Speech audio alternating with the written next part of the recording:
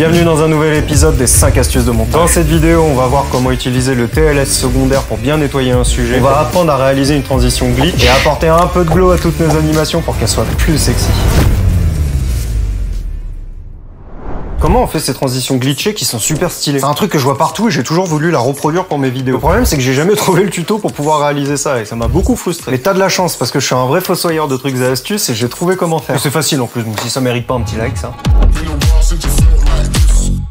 La toute première étape consiste à aller chercher un calque d'effet. Tu vas trouver ça dans ton panneau projet. Et en bas à droite, tu peux créer un nouvel élément et cherche le calque d'effet. Ensuite, tu le mets par-dessus tes deux plans, là où tu veux transitionner. On va faire tout l'effet dedans. La première chose, va chercher l'outil transformation dans le panneau effet. On va créer l'effet de check. Zoom légèrement pour pas que la vidéo sorte du cadre quand il va y avoir l'effet de check et active les clés d'animation sur la position. Là, toutes les 3-4 images, à peu près, tu changes la position de ta vidéo et tu vois que ça crée une clé d'animation à chaque fois. Une fois que ça c'est fait, va chercher l'outil d'aberration chromatique VR. Lui, c'est pour créer l'effet glitch. Active les clés d'animation de la distance de retrait. Tu mets une clé au début et à la fin à 0. Et au milieu, tu crées une clé dans le positif, à 100 par exemple. Mais ça, c'est à toi de voir. Et là, t'as plus qu'à enregistrer cet effet comme une préconfiguration. Comme ça, tu pourras le ressortir à chaque fois que tu en auras besoin. Tu savais qu'Adobe Premiere savait régler le son tout seul, toi? Quand tu fais du montage, le réglage des pistes sonores, c'est souvent un casse-tête. Parce qu'il faut baisser le volume à la main à chaque fois que quelqu'un parle. Paye ta perte de temps. Et bah, j'ai découvert qu'il y avait une option dans Premiere pour qu'il le fasse tout seul. Et le pire, c'est que ça se fait en 2 clics. On va voir ça tout de suite. Alors, abonne-toi en balle.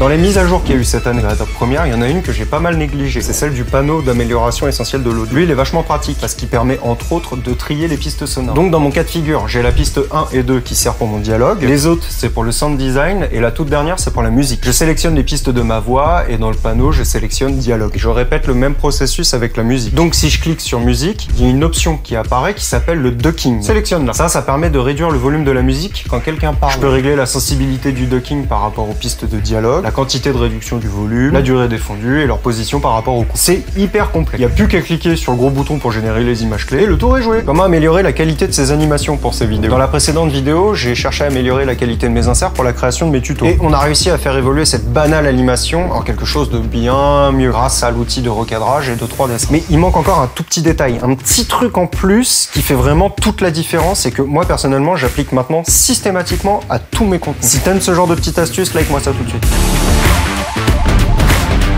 En fait, là, il me reste pas grand chose à faire en réalité. Mais il manque un tout petit truc. Et je suis sûr que même vous, là, vous auriez du mal à trouver ce qui manque. En fait, j'ai réfléchi à un truc. On a vu qu'au cinéma, ils n'hésitaient pas à utiliser des masques pour pouvoir mieux diriger le regard. En fait, je me suis dit qu'il suffisait juste d'appliquer ce principe à mes tutos. Donc, j'ai été chercher l'outil ombre portée dans Adobe Premiere, dans le panneau effet, et je l'ai appliqué sur tous mes plans. Et là, ensuite, dans mes réglages, j'ai été mettre la distance de l'ombre, du coup, sur 1, c'est le minimum. J'ai mis la couleur sur le blanc et l'opacité, je l'ai passé à 50% à peu près. Et vraiment, pour avoir un effet glow, j'ai été forcé sur le lissage pour vraiment avoir ce côté bien shiny et bien dissipé l'ombre. Là, j'ai cliqué droit dessus et je l'ai enregistré comme une préconfiguration. Et en fait, maintenant, ce truc-là, je l'utilise sur tous mes inserts, tous mes tutos, tout le temps. Tellement ça fait la différence et tellement c'est beau, je trouve. Dis-moi en commentaire ce que t'en penses. Comment nettoyer la teinte verte là sur la peau qui reste quand on fait une incrustation sur fond vert? J'essaie de faire une belle incrustation sur fond vert depuis plusieurs épisodes. J'ai vu comment bien installer le fond, comment faire les bons réglages sur Adobe Premiere, mais malgré tout, il me reste encore des galères. Là, mon souci, c'est cette teinte verte affreuse qui reste sur mon sujet alors que j'ai tout bien fait. Je peux rien faire de ça. Désemparé, j'ai alors fait ce que je savais faire de mieux, j'ai joué à GTA.